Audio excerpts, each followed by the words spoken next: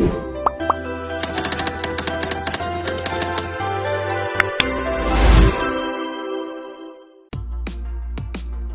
day everyone, I am Roslyn Kinatakan and today we are going to discuss another topic which is amortization, and I hope you learned something today. What are we waiting for? We have here Miss Lynn Tuan to define what is amortization. Amortization. Amortization is the process of repayment of debt through periodic installment over a period of time. If the debt is repaid in installment at equal interval, then the loan is said to be amortized. Amortization is an important concept in both investing and personal finance. So to further understand the concept about amortization, we have here Mr. Jacobo to discuss it to us. In investing, amortization is often used to refer to the systematic reduction of the value of an asset over time. For example, when you buy a bond, the bond issuer makes periodic interest payment to you until the bond matures. The process of paying off the bond over time is known as amortization. In personal finance, amortization is often used to refer to the process of repaying a loan over time through regular payments.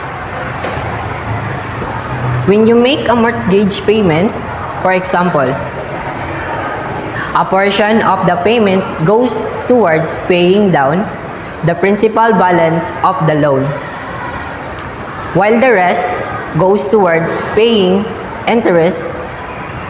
Over time, the amount of principal balance owed decreases and the interest portion of the payment decreases along with it. We also have here the amortization schedule which will be introduced by Ms. Libranza. An amortization schedule is a list of payments for a loan or mortgage that illustrates how each payment is allocated between the principal and interest. The schedule indicates the sum that is still owed after each payment is made so that you are aware of how much is still due. This is what amortization schedule looks like. It has 5 columns, namely period end, unpaid balance, the principal, interest paid, derived from the product of principal and periodic payment, or I. Periodic payment and the principal repaid, amount repaid to the outstanding balance at each period. In amortization, we use a formula to find the amount of money we need to pay for our loans or debts. In amortization, we use this formula given the present value and with the regular periodic payment. The A represents the present value, the I or the periodic rate, which can be attained by dividing J over M.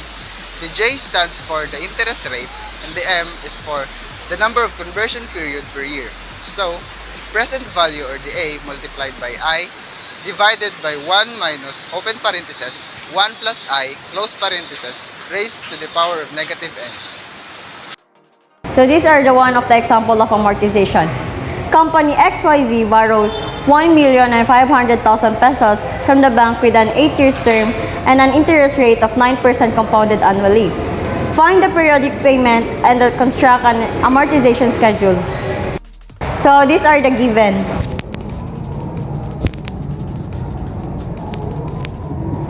A equals to 1,500,000 pesos and the J equals to 0.09 and the M equals to 1 and the T equals to 8 and the N equals to 1 times 8 equals 8 and the I equals to 0.09 divided by 1 equals to 0.09.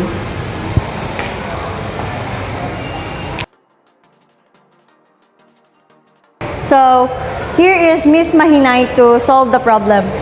In my part is find the periodic payment. So our formula is R equals to A times I divide 1 minus open parenthesis 1 plus I close parenthesis and raise negative N. Based on given, our A or present value is 1,500,000. So, times our I is 0.09. So, divide 1 minus open parenthesis 1 plus I 0.09 close parenthesis raised negative 8 our time. So, in calculator, our formula is R equals to open parenthesis 1,500,000 times I. Our I is 0.09 close parenthesis divide open parenthesis 1 minus open parenthesis 1 plus 0.09 close parenthesis raised to negative 8. So, our periodic payment is 271,011.57 centavos. So, this is our periodic payment. To find the construct and amortization schedule is by Halabaso, Miss Halabaso. So this is the amortization schedule for the company XYZ. So as shown in the given a while ago, the N is 8. 1, 2, 3, 4, 5, 6, 7, and 8. So for the unpaid balance, which is the present value as said a while ago again, the unpaid for the principal, so the present value is 1,500,000. So for the interest paid, we multiply the unpaid balance into the interest, which is 0.09, so we can get 135,000. So as calculated a while ago, the periodic payment is 271,011 and 57 cents.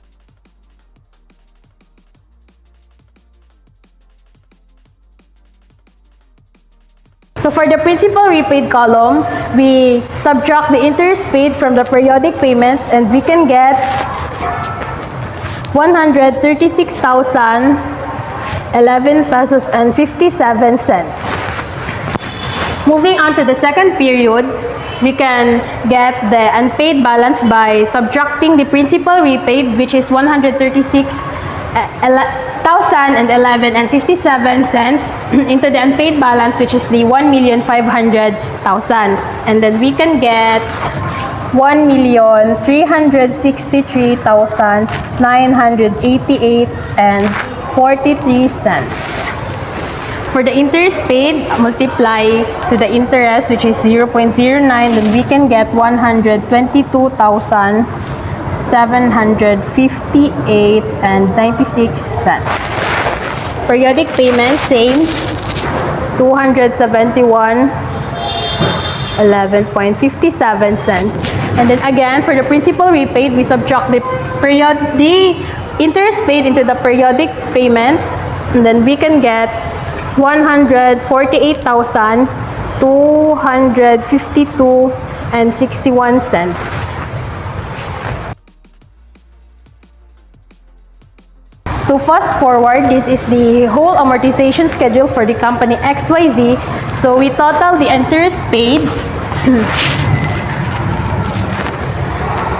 668,092 pesos and 52 cents. For the periodic payment, same in the interest paid, we total everything. So 2,168,092 pesos and 56 cents. For the principal repaid, the total is 1,500,000 pesos. Same in the unpaid balance.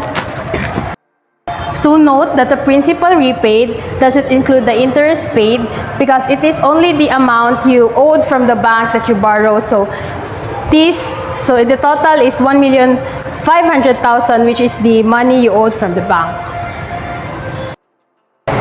A 30,000 loan at 10% compounded quarterly is to amortize every 3 months for 3 years. Find the quarterly payment and construct the amortization schedule given. Wait lang. A equals 30,000. J equals 0.10. M equals 4. T equals 3. N equals 4 times 3 equals 12. I equals 0.10 divided by 4 equals 0.25. So he is Miss Guadantiver to solve this problem. In calculator,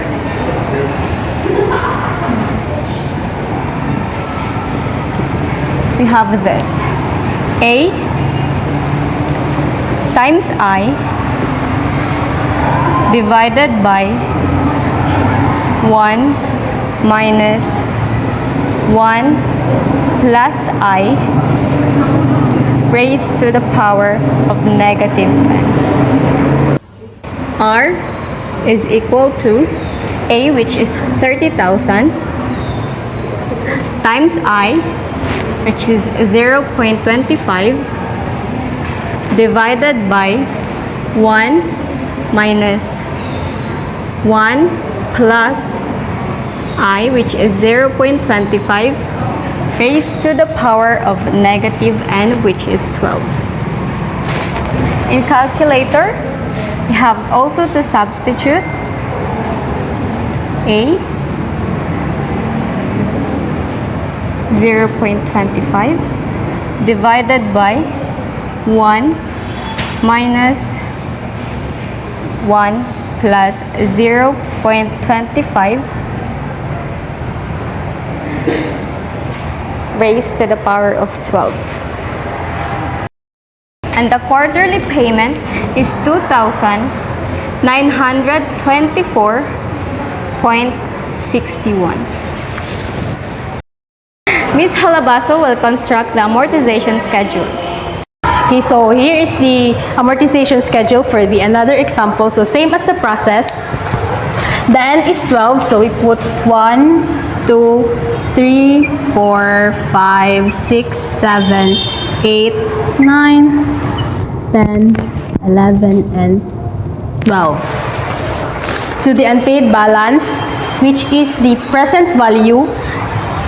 In the example, in the problem, the unpaid balance would be 30,000. Multiply into the interest, which is the 0.025, we can get 750. In the periodic payment, as calculated, it is 2,924.61. So for the principal repaid, we subtract the interest paid into the periodic payment. We can get 2,174.61. So the process goes on. So fast forward. So this is the whole amortization schedule. So lastly, we total everything, but first we get the total of the interest paid, and then we can get 5,095 pesos and 37 cents. Same with the interest paid, we total the periodic payment, and we can get 35,095 pesos and 32 cents. Moving on to the principal repaid, we sum up everything, and then we can get an amount of 29,999 pesos and 95 cents. So to round off, it would result in 30,000, which is the same with the amount you loan from the bank. Solving amortization, especially the amortization schedule, really does require time and understand to be able to determine the payments you have. Amortization is known and has been used by companies and banks for the loans they are offering. There are several companies in the bank in the Philippines that are known for offering loans for financing options with amortization. Here are a few prominent ones. We have the BDO or the Banco de Oro. It is one of the largest banks in the Philippines and provide various loan products including home loans, car loans, and personal loans with amortization options. Next is the BPI or the Bank of the Philippine Islands. BPI offers loan products such as home loans, auto loans, and personal loans that come with amortization schedules. They are known for their competitive interest rates and flexible repayment terms. We also have Metrobank. Metrobank is another major bank in the Philippines that offers financing options with amortization. They provide loans for different purposes, including house loans, car loans, and business loans. We also have the Pag-ibig Fund. The Pag-ibig Fund is a government agency in the Philippines that offers housing loans with amortization plans. It assists Filipinos in acquiring affordable housing through their loan programs. Lastly, we have the PS Bank or the Philippine Savings Bank. Philippine Savings Bank is a subsidiary of Metrobank and offers various loans products with amortization, such as loans, auto loans, and personal loans. These are just a few examples, and there are other banks and financial institutions in the Philippines that provide loans with amortization. It's always recommended to research and compare the terms and conditions, interest rates, and repayment options offered by different institutions before making a decision. Amortization helps individuals and businesses manage their financial obligation by spreading out the cost of a large expense over the time. This can make it more affordable and manageable to acquire assets or make significant purchases, such as buying a house or starting a business. It provides a clear payment schedule, making it easier for borrowing to plan their finance and budget accordingly. Knowing the amount and timing of each installment allows individual and business to allocate their resources efficiently and ensure timely payment of their obligation. Summary, amortization is a useful financial tool that enables borrowers to manage and repay debts in a structured manner. It helps make large expenses more affordable, builds equity in assets, and provides clarity in repayment schedules. However, borrowers should be more mindful of the interest costs associated with amortization and consider them when making financial decisions. Overall, whether you are investing or managing your personal finances, understanding amortization is an important part of making informed decisions about your money. We hope you've learned something from us, and that concludes our discussion about amortization.